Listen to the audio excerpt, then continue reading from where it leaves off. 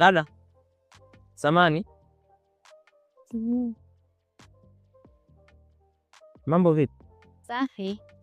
Samani, mi ni mgeni maeneo haya, naulizia duka la dawa hapa maeneo ni wapi?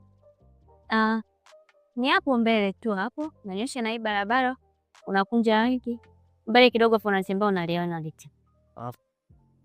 Sawa, nashukuru. Haya, sawa.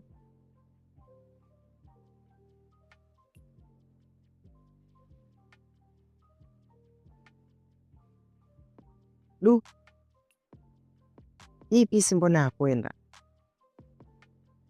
bila hii nitajua.